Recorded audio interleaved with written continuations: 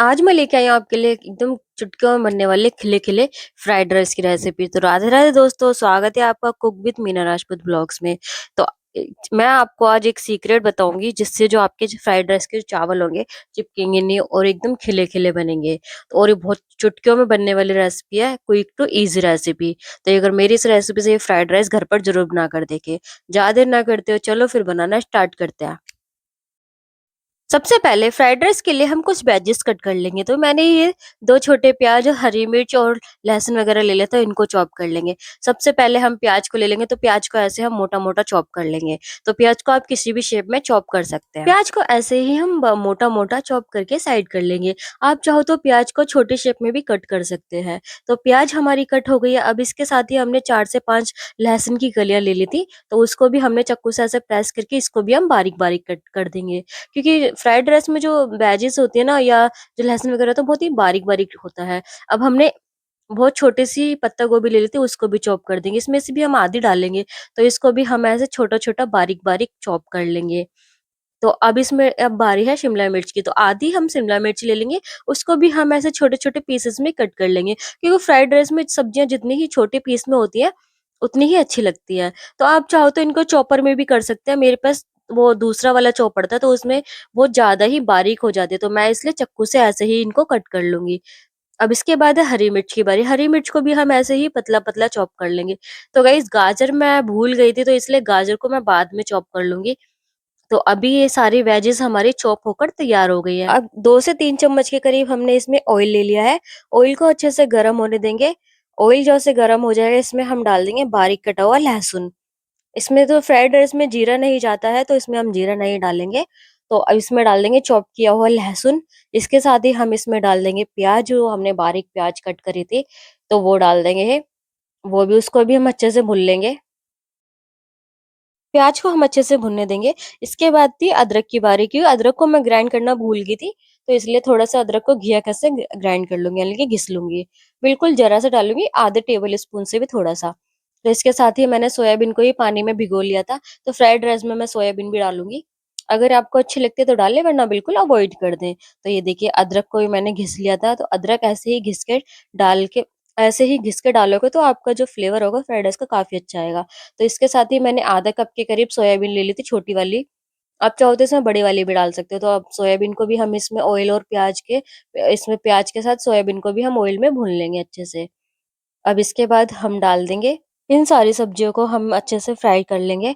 अब इसके बाद हमने पत्ता गोभी कट करी थी, वो भी डाल देंगे इसी में, ताकि जो सब्जियाँ हैं वो सारी अच्छे से फ्राई हो जाएँ। सब्जियों को हम बिल्कुल हल्का-सा कच्चापन निकालेंगे, बाकी सब्जियों को हम क्रंची ही रहने देंगे, क्योंकि अगर ज़्यादा पक जाएँगी तो सब्जियों का जो फ्लेवर होगा वो थोड़ा अजीब-सा आएगा, क्योंकि फ्राइड राइस में सब्जियाँ थोड़ी कच्ची-कच्ची ही अच्छी लगती हैं। अब इनको डाल के हम अच्छे से भून लेंगे। जब तक हमारी ये सब्जियाँ भुन गई हैं, तो गाइज़ मैं गाजर काट करना भूल गई थी, तो मैं थोड़ा-सा आधा इंच के करीब गाजर को लेके उसको भी बारीक-बारीक चॉप कर लूँगी। अगर आप वेजिज़ आप अपने चॉइस के अकॉर्डिंग इसमें कोई सी भी डाल सकते हो। आप चाहो तो इसमें पनीर भी डाल सकते हो। मेरे पास पनीर नहीं था, तो मैं इसलिए ऐसे ही सिंपल फ्राइड राइस बनाकर तैयार करूँगी। तो गाइज़ आप सोच रहे होगे इसने फ्राइड राइस बनाने के लिए चावल तो लिए ही नहीं, कि तो मैं आपको बता देती हूँ, यही मेरा एक सीक्रेट है। तो गाइज़ जब भी आप फ्राइड राइस बनाओ, तो आप ना चावल ना 2-1 घंटे पुराने ही लो, या जो भी आपके बचे हुए चावल होते हैं ना, उनसे फ्राइड राइस बनाओ, तो उससे जो आपके फ्राइड राइस बनेंगे ना, वो काफ़ी ज़्यादा टेस्टी बनकर तैयार होंगे। तो ये मैं फ्राइड राइस बना रही हूँ बचे हुए चावल का। तो गाजर भी डाल दी है हमने इसमें, अब हम इसको भून लेंगे अच्छे से। अब हम डालेंगे इसमें कुछ मसाले। तो गाइस जब भी आप फ्राइड राइस बनाओ, तो उसमें ताज़े चावल ना बनाने की जगह आप उसमें थोड़े बासी चावल भी ले सकते हो। इसमें डाल दी थी हमने पहले आधा चम्मच के करीब काली मिर्ची और आधा चम्मच के करीब लाल मिर्ची पाउडर। तो काली मिर्च डालने से जो इसका फ्लेवर होता है एनहांस निकल कर आता है। आधा चम्मच के करीब डाल देंगे हम इसमें कोरिएंडर पाउडर। अब इसमें डाल देंगे हम कुछ नमक, थोड़ा-सा बिल्कुल टेस्ट के अकॉर्डिंग डालेंगे। तो क्योंकि चावल में भी हमने जब चावल पकाए थे, तो चावल में भी हमने नमक डाला था।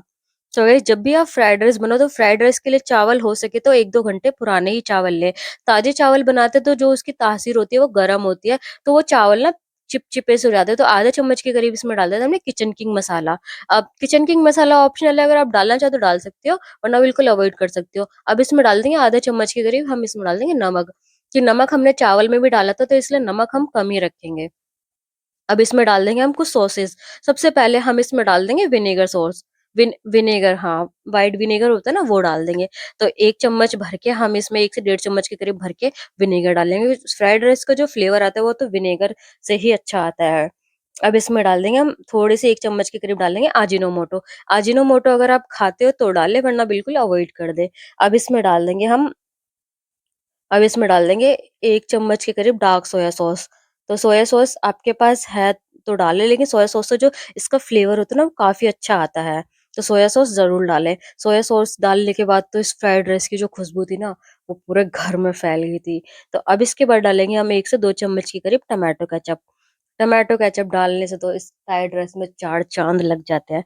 तो 1 से डेढ़ चम्मच के करीब भर के डाल देंगे हम टोमेटो केचअप। अगर आप टोमेटो केचअप पसंद करते हो तो डालें, ना बिल्कुल स्किप कर दें। अब इसी के साथ हमारा फ्राइड राइस का मसाला वो तैयार था। अभी हमने चावल ले लेते हैं। तो ये सुबह मैंने चावल बनाए थे।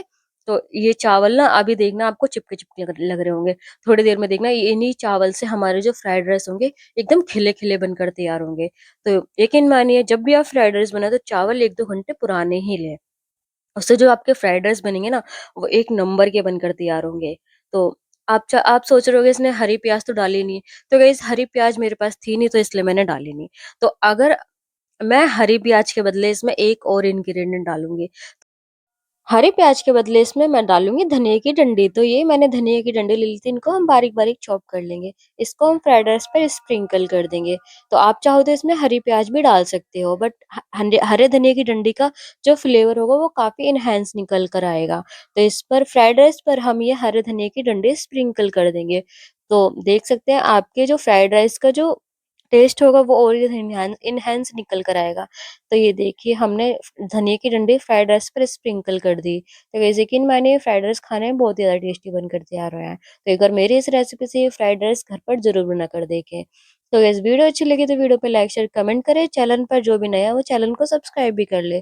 तो आज की वीडियो में इतना ही, मिलते हैं अगली वीडियो में एक और नई रेसिपी के साथ। तब तक के लिए बाय बाय, राधे-राधे।